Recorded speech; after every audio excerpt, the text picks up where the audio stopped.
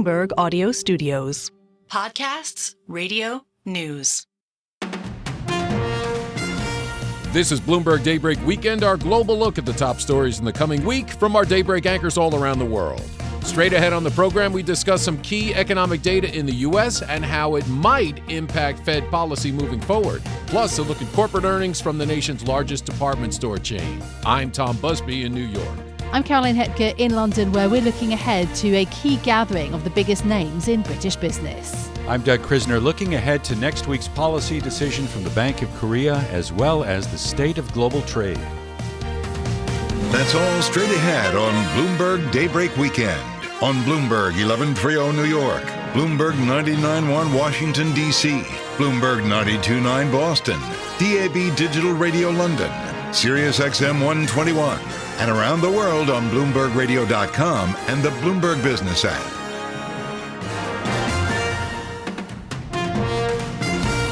Good day to you. I'm Tom Busby, and we begin today's program with some key data coming out in the U.S.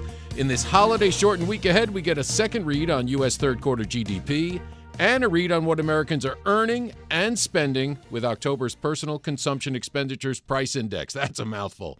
How might this impact Fed policy moving forward? For more, we're joined by Stuart Paul, U.S. economist with Bloomberg Economics. Stuart, thank you for joining us. Now, let's start with what you expect to see this Wednesday, the second estimate as far as Q3 economic growth. So as we saw in the first estimate, GDP growth ran at an annualized pace of 2.8%, pretty robust in the third quarter. We still think that 2.8% is about right, but there is room for an upward revision. When we look at the spending data that we saw over the past few months, there have been some upward revisions, especially to August and September. And so we can see the already exceptional pace of personal spending growth get revised up further to almost an annualized pace of 4%. Beyond the actual number itself, what I think matters most to the Fed is where that spending is. And some of the categories that were revised up were things like spending out at bars and restaurants, some of the more discretionary categories that show that people aren't reining in their spending habits as much as maybe the Fed had expected, given where rates were. And so when the Fed is starting to think about where policy should go, and it takes into consideration what it is likely to see with these revisions, a potential upward revision to growth on the back of an upward revision to household spending, it's indicative that the Fed should be maybe moving a little bit slower in its rate cut trajectory than it had previously planned. Well, let's go back to spending. So you think bars, restaurants, I imagine back to school spending. I imagine also travel. Were there laggards, and has it always come back to housing when it comes to laggards? Well, so what we're really looking at in next week's data is the revision to Q3 data. And fortunately, we have some monthly data that give us a little bit of an insight into what we can expect for the revision to the quarterly print. And when we look at those monthly figures, households really just were not as frugal in some of those discretionary categories as we had previously believed. And so the Fed, when it started on its rate cut trajectory, now has fresher data in hand that shows, well, at the time that you started making those cuts, we previously believed that households were starting to get a little bit more frugal. They were starting to get a little bit worried, so we started cutting rates. Well, now it turns out, based on some of the revisions that we've seen to the monthly data, maybe they haven't been as frugal as we thought.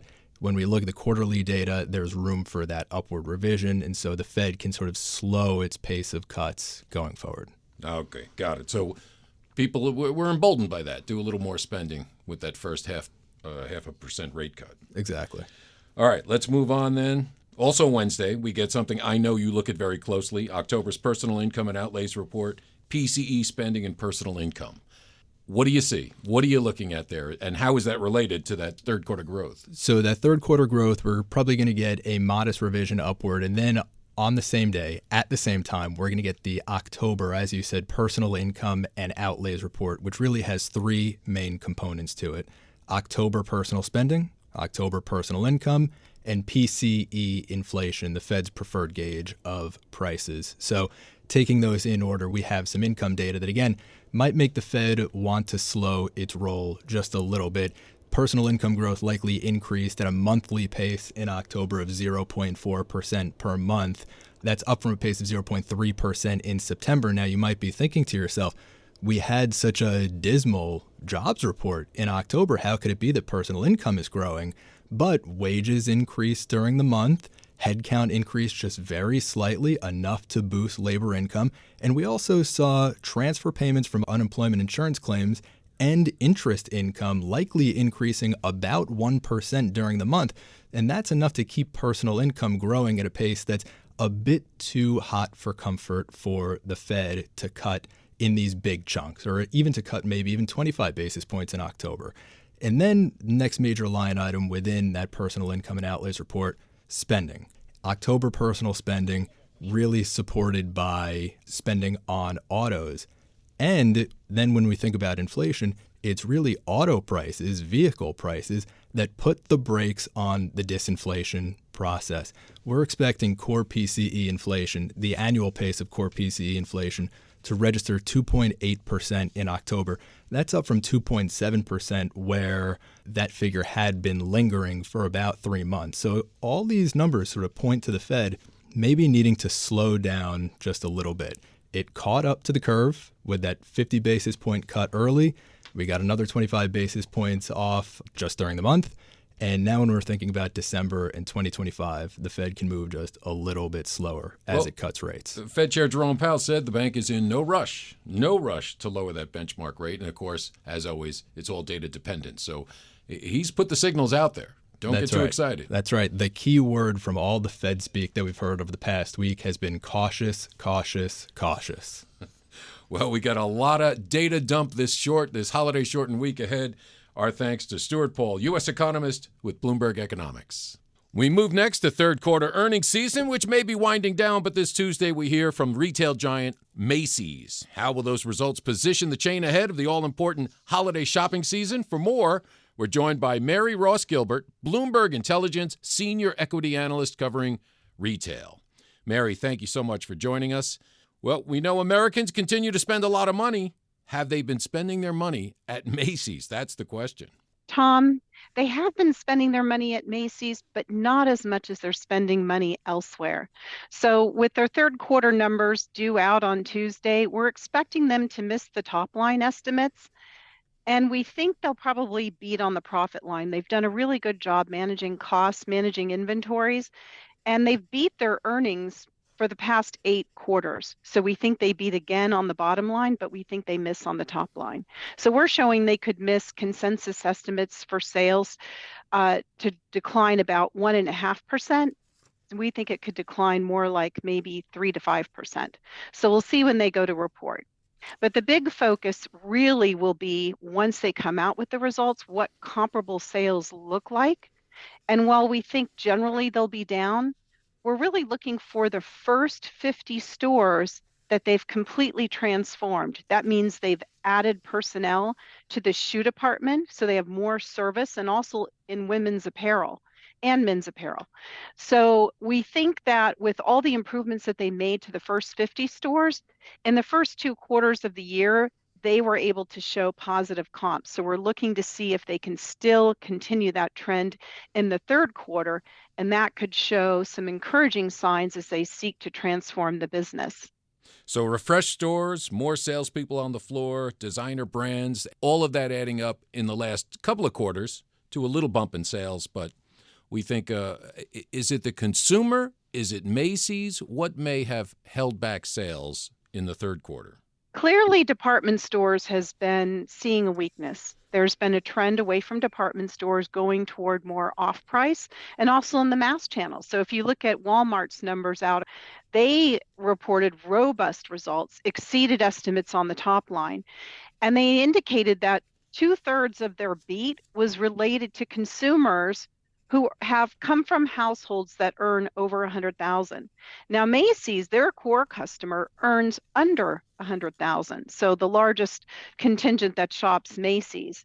But they're shutting down about 150 stores. So they sort of have 2 classifications. One would be the go-forward stores.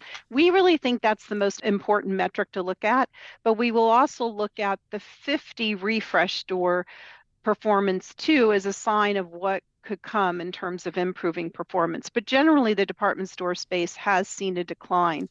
And looking at our transaction data, early. We only have 15 days in their fourth quarter, but we haven't seen an improvement.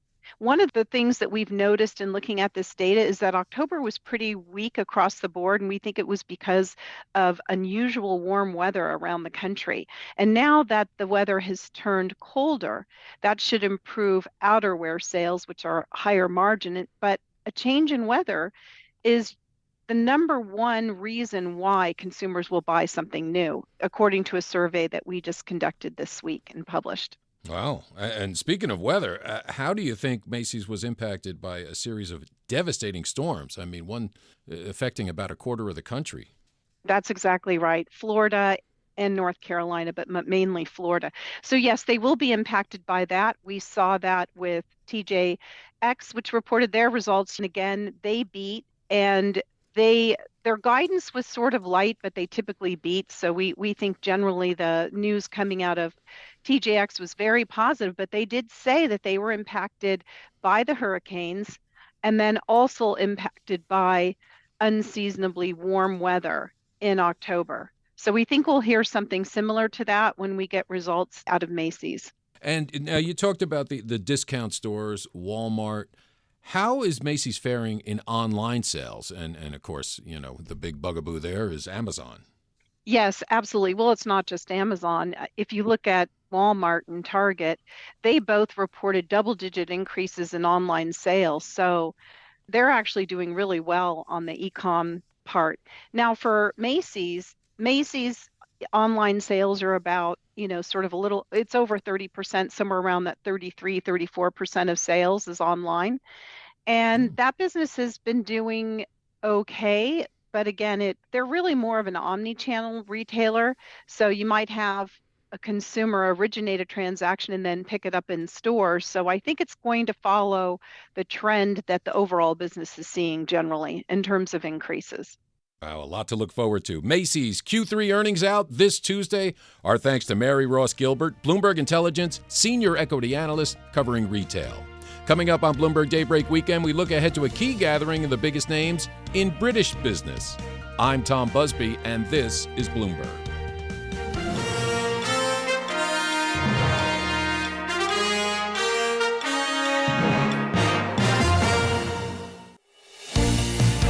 This is Bloomberg Daybreak Weekend, our global look ahead at the top stories for investors in the coming week. I'm Tom Busby in New York.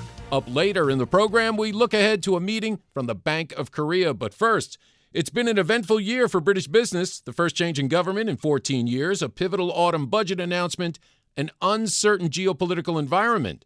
This week, entrepreneurs, finance leaders, politicians all convene at the Confederation for British Industry's annual conference to discuss what's ahead in 2025. And for more, let's go to London and bring in Bloomberg Daybreak Europe anchor Caroline Hepker. Tom, the UK's business leaders and politicians may be at odds on some matters, but both groups agree on one thing: the need for sustainable economic growth in Britain. It is something that has proven elusive in 2024, but with a new Labour government at the country's helm, many are still hoping that next year will bring more prosperity. The Confederation for British Industry says that the problem is evident. The economy is faltering and firms are struggling to solve challenges without support. The group has also bemoaned the cost of doing business in the UK against a backdrop of unreliable supply chains and a declining stock market in London. In response, the Chancellor, Rachel Reeves, is doing her best to rev up the engine of industry. The Chancellor used her landmark Mansion House address to announce a swathe of measures, including bringing bonus payments forwards for financial professionals and a reassessment of post-2008 crisis regulation. But will her efforts be enough to spur growth, given the uncertain backdrop?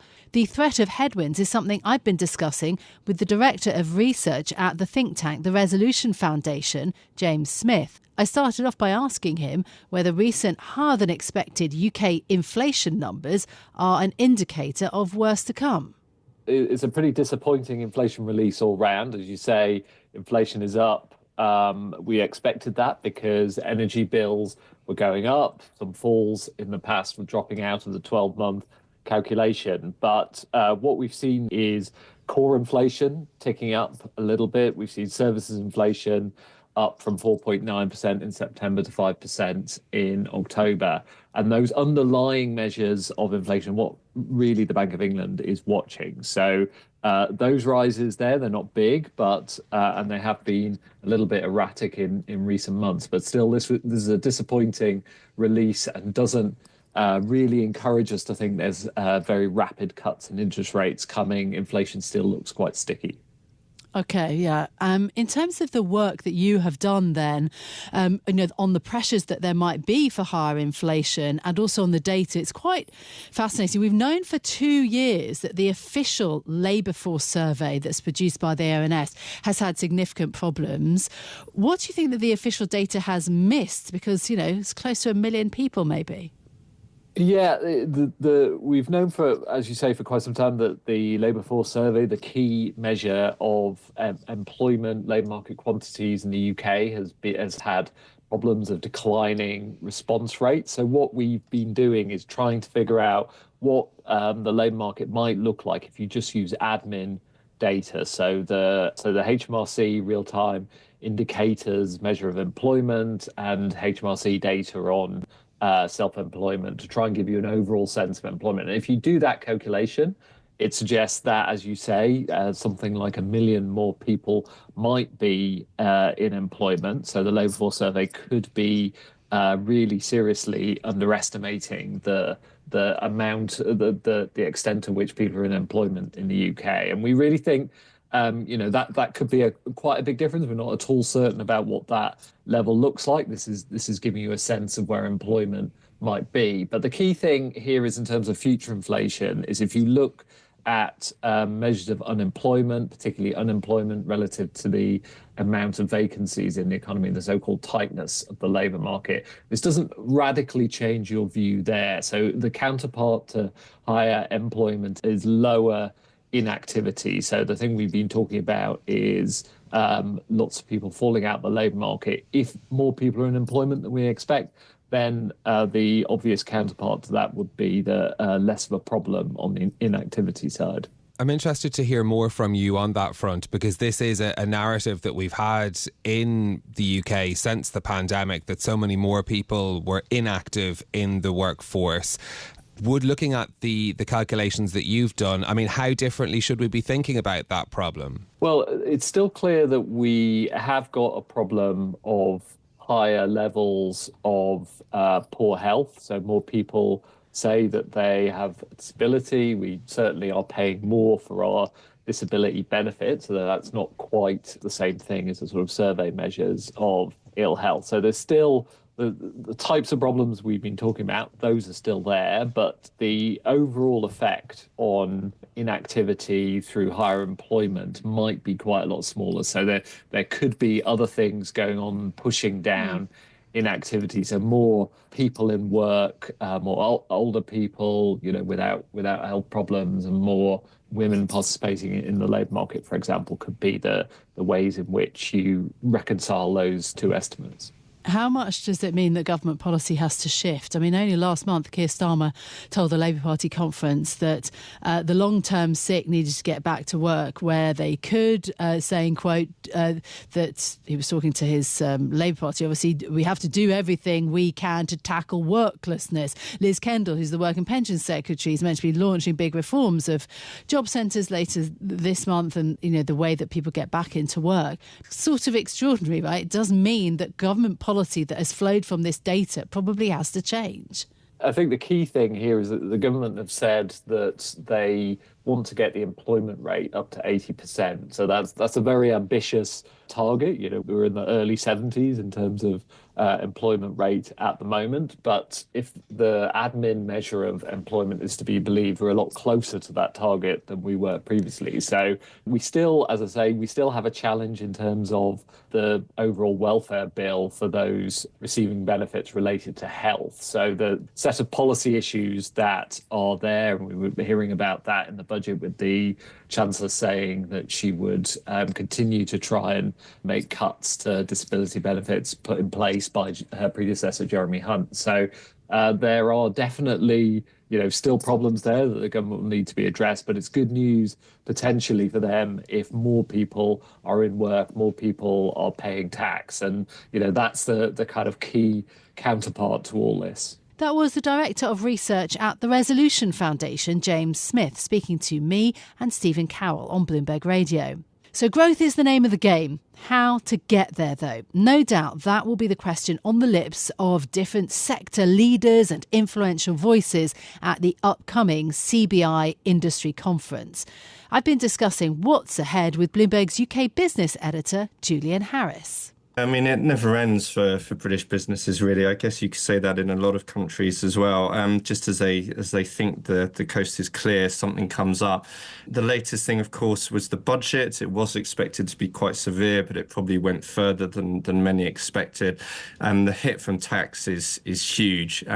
It does depend what kind of business you are, though. Sometimes the CBI has been accused in the past of just representing the biggest businesses in the UK and not focusing as much on the smaller ones. And then the hit from NI, it really depends on how the form of your business, how many staff you employ, how many of them are part-time. So businesses are reeling to a certain extent, but there's certainly a big hit from costs. What do you think is the biggest concern for British businesses currently? Is it the new incoming US president? Is it the regulatory changes, for example, that Rachel Reeves announced at Mansion House? Or is it that budget that is the big issue? Perhaps something else?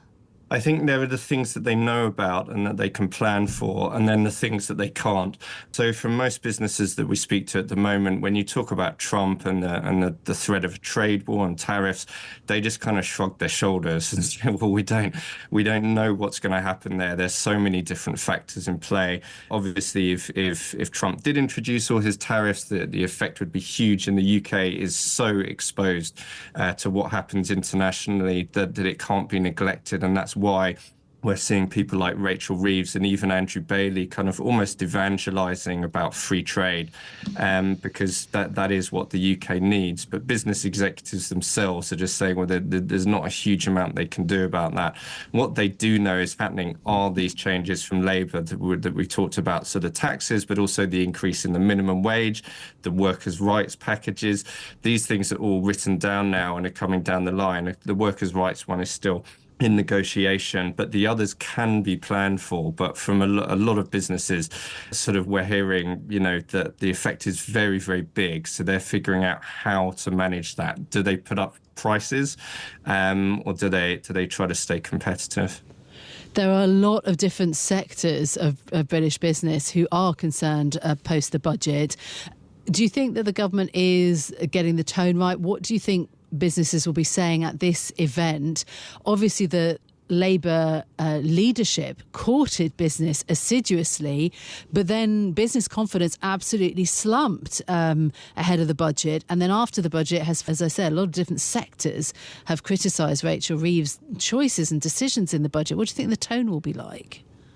Yeah, I don't think they've got the tone right at all. And there has been a real change in the months since Labour came to power. So they had this sort of schmoozy event in Downing Street Gardens shortly after their landslide victory. And the mood was said to be absolutely buoyant. I mean, it helped that it was summer. And it was all very, very positive. And people, business leaders were coming out of that and they were talking to journalists and being very upbeat. That's now really changed. In terms of sectors you ask about, I mean, retail is the obvious one, hospitality is another. And there are business figures in those areas saying, this really is not what we expected. We knew that there was going to be some fiscal adjustment, but the scale of it is far beyond what we thought. And there just seems to be a sort of lack of understanding from Labour in terms of how kind of devastating that can be. And Labour's emphasised growth so much. And a lot of people in business are saying, well, how can the economy grow when you're imposing these costs on it? It doesn't really make sense. At the same time, like Reeves has been very positive towards the city. So there are some people in the city who are probably quite happy, but that's very different from, say, supermarket CEOs. My thanks to Bloomberg's Julian Harris for looking ahead to the CBI's annual conference. In recent days, they've talked about how the UK economy stalled over the third quarter. Uncertainty ahead of the budget probably played a big part in their words, and their expectations that bumpier inflation will rule out the prospect of a faster pace of Bank of England rate cuts in the year ahead. So it'll be an interesting moment then to get the temperature of business leaders and their biggest trade group in the next few days. And we will have full coverage of the gathering in central London here on Bloomberg Radio. I'm Caroline Hepke in London. You can catch us every weekday morning for Bloomberg Daybreak Europe beginning at 6 a.m. in London. That's 1 a.m. on Wall Street. Tom.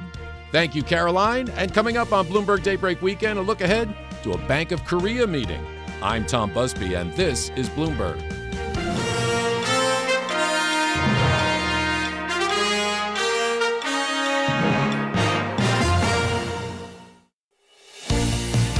This is Bloomberg Daybreak Weekend, our global look ahead at the top stories for investors in the coming week. I'm Tom Busby in New York. This past week, the IMF lowered its forecast for South Korea's economic growth, pointing to rising headwinds facing the export-reliant nation.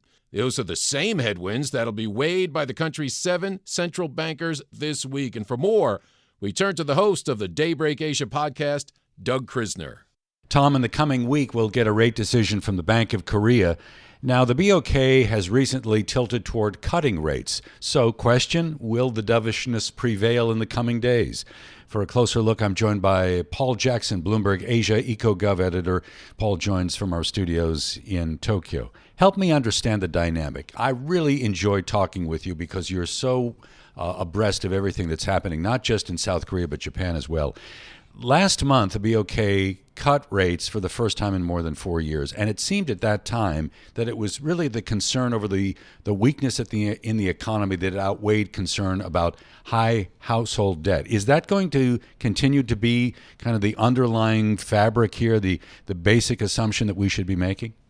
Yeah, I think going forward, it's going to be on this rate-cutting path. I think at next week's meeting, we're going to have a hold. I think it's one of those classic central bank, let's wait and monitor and see how the impact of our previous decision filters through the economy. So I think it's hold for now, and then the rate cuts start again next year, probably in January. And economists are forecasting 3 rate cuts next year. But, of course, we do have the emergence of Donald Trump, which is getting some economists to change their views of how the Bank of Korea will act. Before we get to the issue of U.S.-South Korean trade, talk to me a little bit about the inflation story as we understand it right now for South Korea. Are things under control at this point? I think that if you look at the statement that came out in October, the policymakers on the board said they'd seen clear signs of stabilization in the inflation trend. We saw it slow below 2% in September and even further in October. So I think the checkbox of inflation is marked, but the matrix of calculations, the calculus for the Bank of Korea is rather complicated because we've got this household debt that you alluded to. And obviously you want to keep the rates relatively high and restrictive to stop that trend continuing. Also, the currency remains weak, and of course, you cut the rates, that's going to encourage further weakness in the currency going forward. On the side in favouring cutting rates, obviously, you've got the economic growth. Now, the economy is ticking over, well over 2% growth. Doesn't seem too bad for many economies. I think Japan would jump at those kind of figures. But if you look at the trend of Korean growth for the economy over the last 10 years, it's usually around 2.6%. That's been the average over the last 10 years. If you go back to 2010, it's like averaging 3.1%. So it's looking a bit anemic. And one of the key things here is that the Korean economy is very, very reliant upon export performance. We're talking exports are the equivalent of 40% of GDP in South Korea. Now, look over over in Japan, and the figure's closer to 20%, which speaks to a kind of broader economy that they have over in Tokyo. So for South Korea, what happens to the exports going down the line, and the policy that is implemented by Donald Trump, that has key implications for growth going forward. So protectionism obviously is a theme that Mr. Trump has been touting, and I would imagine, a very strong case in the future for deeper rate cuts from the BOK, right, to make up for what you're expecting to see as a drag on exports. Do I have that right? That's right. So, if the Trump administration were to go ahead with 60% tariffs on Chinese goods and 20% blanket rate for the rest of the world. And of course, we imagine this is kind of like your starting point for negotiation. Yeah. Remember, it's all the art of the deal, right? However, if it actually ended up coming out at that extreme, Bloomberg Economics estimates that South Korean exports to the U.S. would fall by 55% by 2028. So that is a concerning figure, as you can imagine. And that's also leading into Bloomberg Economics predicting more rate cuts now that Donald Trump has been voted in. They're seeing 4 cuts in 2025 and another one to follow up in early 2026. So you mentioned the behavior of the currency, and I have to ask, because I know the BOK monitors the financial system quite closely in South Korea. How is that holding up? Has there been volatility right now, particularly since the U.S. election, or are things fairly stable? No, we have had quite a lot of high volatility. We're around close to this 1,400 mark, the Korean won to the dollar. That's seen as kind of it's not exactly a line in the sand, but it's certainly seen as a very weak level. I think back in 2022 we got up to 1,450. So any moves in that direction will be a cause of concern. And of course, Korea does tend to dip into the market to try and smooth over movements in the currency, does spend billions of dollars doing this. And recently it was added to the U.S. Treasury's monitoring list for special attention in terms of its currency policy. Paul, thanks so much for your time. That's Paul Jackson, Asia EcoGov editor for Bloomberg News, joining us from Tokyo. We move next to global trade. As President-elect Trump builds out his cabinet, there are questions as to whether or not he will make good on his campaign promise for those sweeping tariffs, specifically those targeting China. We are joined now by Catherine Thorbeck, tech columnist for Bloomberg Opinion. She joins us from our studios in Tokyo.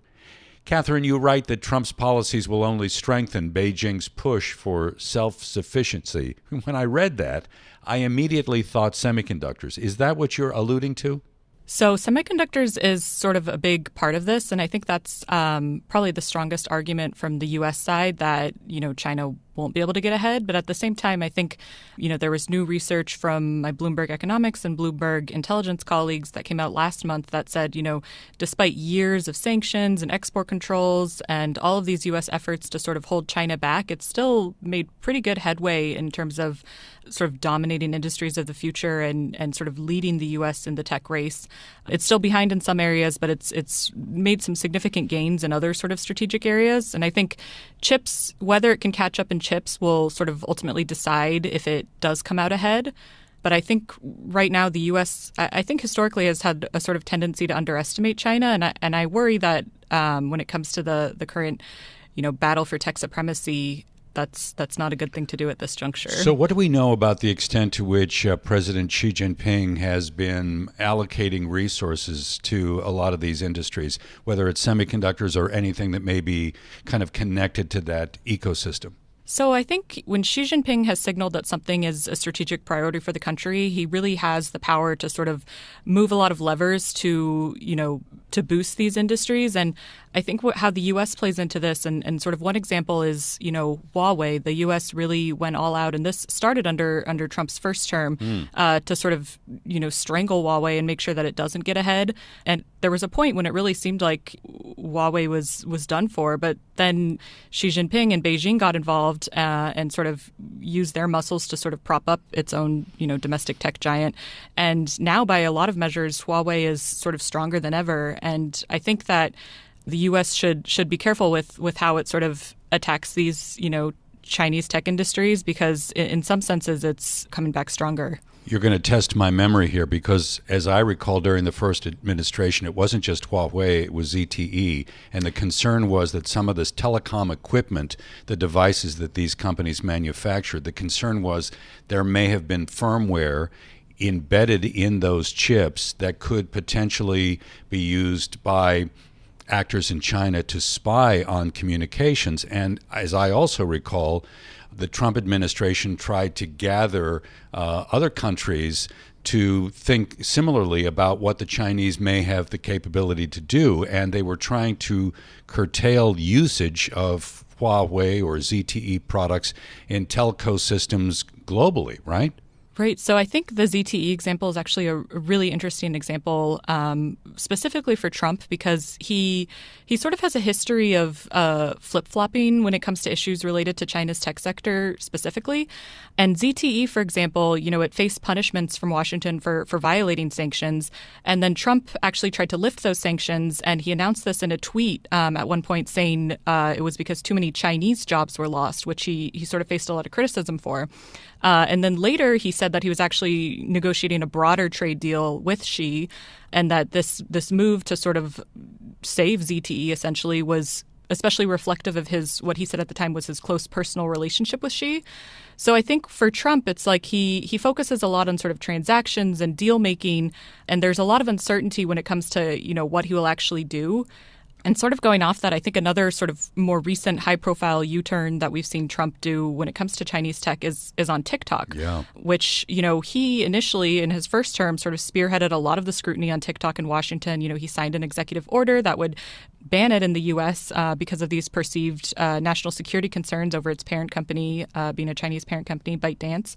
And he sort of tried to broker a sale of TikTok in the U.S., and that ultimately didn't go through, and his executive order didn't hold up in court. But, if you flash forward to earlier this year, President Biden actually signed legislation that would once again force TikTok to divest from its Chinese parent company or face a U.S. ban.